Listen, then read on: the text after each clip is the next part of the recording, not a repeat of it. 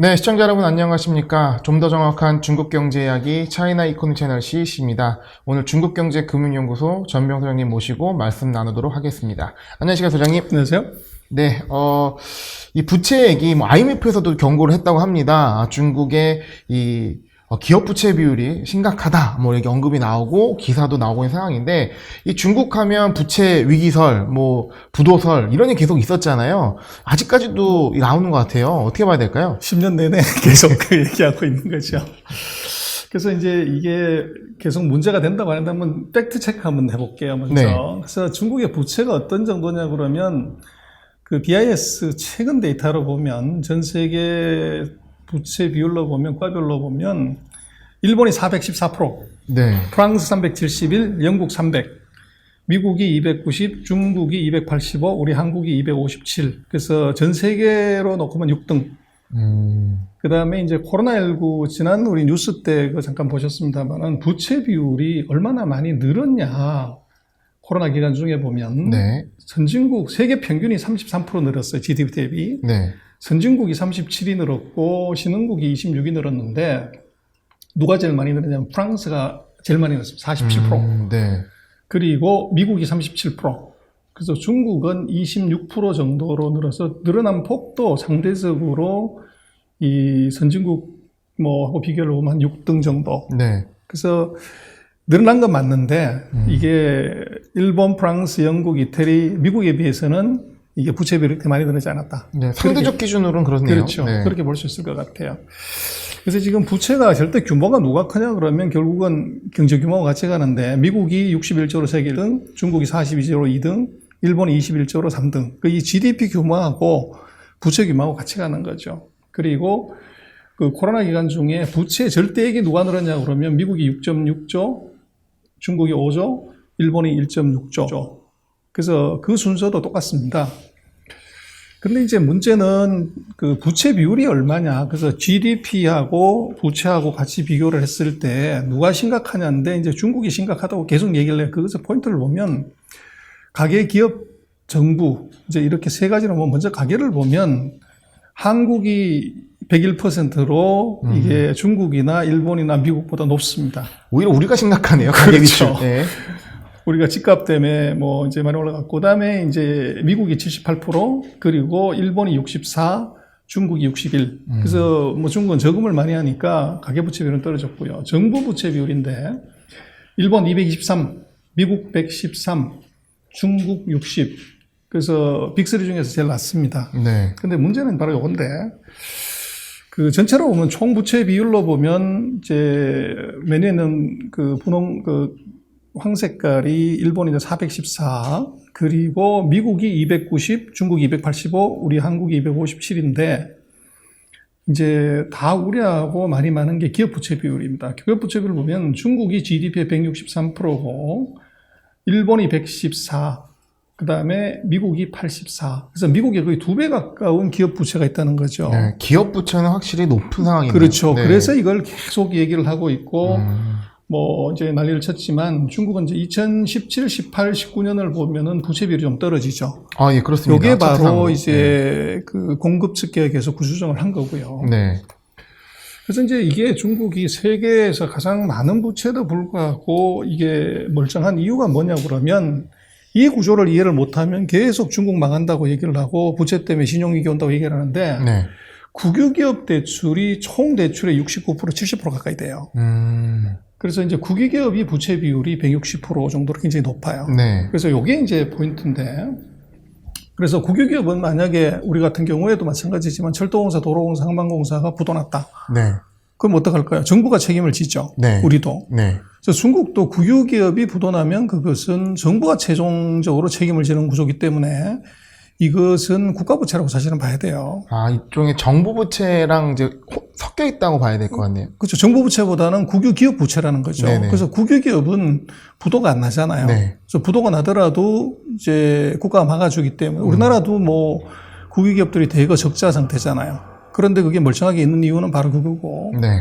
그래서 국유기업을 제외하고 이제 기업 부채를 계산을 해보면 98%밖에 안 돼요. 아, 100%가 안 되는군요. 그렇죠. 네. 그래서 일본이 114%고 이 중국이 98, 미국이 84. 그래서 미국하고 14%밖에 차이가 나질 않아요. 네. 그래서 그렇게 시리어스하지 않고, 그 대신 이제 정부 부채 쪽은 60%에서 이게 올라가게 되면 이제 124%로 미국이 118%인데 미국보다 조금 높게 돼요. 네.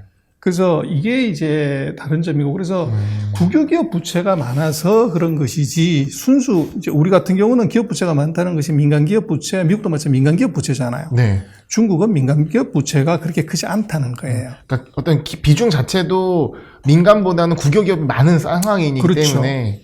그래서 이제 왜 그러면 중국은 국유기업에 그렇게 돈을 많이 빌려줬냐고 그러면, 중국에 이런 말이 있어요. 대국의 장자. 우리도 보면 예전 같은데 대가족 제도에서 맏아들이 가장 중요하고, 네. 뭐, 소 팔고 돈 팔고 밥 팔아서 맏아들 계속 서빙 하잖아요. 몰빵한다고 하죠. 그게. 네. 그래서 중국도 국유기업이 대국의 장자다. 그렇게 생각을 하기 때문에 국유기업이 전체 GDP의 63%를 차지해요. 그래서 여기에 돈을 많이 빌려줄 수밖에 없고, 또 국유기업은 뭐 국가가 나중에 책임지는 거니까 돈을 얼마든지 빌릴 수가 있는 거죠. 네. 그래서 대출 비율이 높다는 거죠. 요거는 이제 사회주의과의 특성 때문에 그런 것이고. 네. 그래서 또 하나 더 봐야 되는 건 뭐냐면 금융기관이에요. 중국의 금융기관은 전부 국가 거예요. 네. 은행, 증권, 보험사가 이게 다 국가가 대주주예요. 그래서 우리가 공상은행, 건설은행 하는 것도 이것도 재무부가 대주주고, 그 광따은행 같은 것도 마찬가지고, 그다음에 이제 증권회사들도 보면 우리가 뭐 보타이 진안이나 중진공수, 중신, 인허 전부 이게 국가가 대주주예요. 네. 은행, 증권, 보험이 다 대주주이기 때문에 이건 다르게 생각하면 뭐냐 그러면, 재무부가 지분을 갖고 있는 그 국가기관이 국유 기업들한테 전체 대출의 60%에서 70%를 해준다고 봐야 돼요. 그래서 160%로 시리어스 하지만 그 중에서 대략 한 90% 뭐 80%는 국가가 책임지는 것이기 때문에 순수한 민간 부채는 뭐 70%, 80%밖에 안 된다는 거죠. 그만큼 민간이라고 했을 때는 취약할 수가 있지만 국가 그렇죠. 전체로 가면은 이게 훨씬 더 안정적인 탄탄함이 있기 때문에. 그래서 그게 이제 다른 점인데, 그걸 이 중국의 산업 구조하고 금융 구조, 그리고 금융산업의 소유 구조를 모르면 네. 우리하고 똑같이 생각을 하니까 계속 그렇게 이제 얘기를 하는 겁니다. 그래서 그게 잘못됐다는 거죠. 오해네요. 그렇죠. 예. 그걸 잘 몰라서 그런 거죠. 근데 이제 만약에 뭐 최근에 한국 언론도 많이 나왔습니다만 중국이 미국을 초월한다. 2028년, 9년에 이제 뭐 영국도 일본도 미국도 그렇게 예측을 많이 했는데, 중국이 미국 초월하면 중국은 부채로 망합니다. 너무 쇼킹하신가요? 좀 이게 잘 와닿지는 않습니다. 그래서 예. 지금 중국 부채가 미국 부채하고 5% 차이 나요, GDP에. 네. 근데 지금 미국은 최근 5년 동안 한 2% 정도 이제 매년 늘어나고, 중국은 이제 4에서 5% 정도 늘어나요. 네. 그래서 만약에 요 추세로 그냥 간다고 하면 부채 비율은 중국은 2025년, 2026년이면 미국 부채 비율을 넘어서게 돼요. 그리고 절대 금액도 지금 미국하고 중국하고 보면 그 같은 속도로 미국은 2% 늘고 중국은 이제 3에서 5% 는다고 하면 2027년, 28년, 29년, 30년 요 사이에 부채의 절대액의 사이즈가 미국보다 더 커진다는 거죠. 네. 그래서 뭐 세상의 원리는 똑같은데, 뭐 버는 것보다 많이 쓰고, 네. 이게 자기 돈 말고 남의 돈 계속 쓰게 되면 그 망하는 거죠. 약간 그래서- 양날의 검이네요. 그래서 중국 같은 경우는 이게 현재와 같은 은행 위주의 대출 구조로 자금을 계속 땡겼으면 경제 규모가 미국을 추월하는 순간에 미국의 이 사이즈를 추월하기 전에 중국의 내부적인 문제 때문에 더 힘들어진다는 거죠. 부채 사이즈는 더 커지기 때문에. 그렇죠. 예. 그래서 GDP가 2029년 정도에 역전된다고 하면 부채 비율은 2025년에서 26년에 역전하게 되고, 네. 절대 규모 자체도 이것이 2026년부터 2029년 사이에 넘어서게 된다는 겁니다. 그러니까 저희가 GDP 역전에 대해서는 계속 많이 봐왔는데 부채 역전에 대해서는 거의 처음 본 것 같거든요. 이거 어떻게 해결하나요? 그래서 이제 이게 문제인데, 그래서 네. 그게 답은 4번입니다. 그래서 리커창 총리가 지금 생각하는 방법은 뭐냐면 금융시장, 특히 자본시장을 육성하는 거예요. 네. 그래서 이게 서프라임 모기지 사태가 터져서 2008년, 9년에 미국이 이제 금융위기가 터졌을 때, 그 사이 미국과 IMF는 전 세계를 상대로 금융위기가 터졌을 때 뭔 얘기를 했냐면 부채를 줄여라. 그럴 때 뭐라냐면 지금 차트에 나오고 있습니다만 쪽에 자산을 팔아가지고 부채를 줄이라고 얘기를 한 거죠. 네. 그게 우리가 예를 들면 외환은행이라든지 뭐 기아차 다 이제 매각하고 뭐 난리가 났죠. 네, IMF의 방식이었죠. 그렇죠. 근데 정작 2009년에 미국이 문제가 됐을 때 미국도 그러면 GM, 포드, 크라이슬러, 시티뱅크, 골드만삭스, 머린치, 모겐스턴이 다 부도났는데 그럼 그거 팔았냐는 거죠. 안 팔았다는 거. 어떻게 했냐? 정부가 공적 자금 집어넣어서 회사들을 정상화시키고 주가가 올라가니까 주식을 팔아가지고 유유히 나온 거죠.